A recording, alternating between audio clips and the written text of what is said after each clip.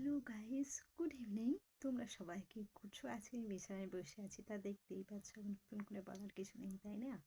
আমি বলতে চাইছি যে এটা সবাই তো ভ্যালেন্টাইন্স ডে খুব সুন্দর করে সেলিব্রেশন করলা, তো পকেটের টাকা কি নষ্ট হয়নি বলো?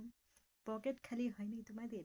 তাই জন্য আজকে সমস্ত কাপলদের আমার তরফ থেকে তোমাদের সবাইকে ভ্যালেন্টাইন্স ডে শেষ হয়ে গেছে, সেই জন্য আজকে আমি সেলিব্রেশন করতে যাই তোমাদের জন্য। সেটা হচ্ছে এই যে কি, ভিক্ষা দে, দুটো ভিক্ষা দে। পকেট খালি হয়ে গেছে সেই জন্য, বুঝেছো? আশা করি, আর আমি মনে করি যে গার্লফ্রেন্ড নিয়ে ঘুরেছো, যে টাকা নষ্ট করেছো, সেই জন্য তো পকেট অবশ্যই খালি হচ্ছে, তাই না? একদম।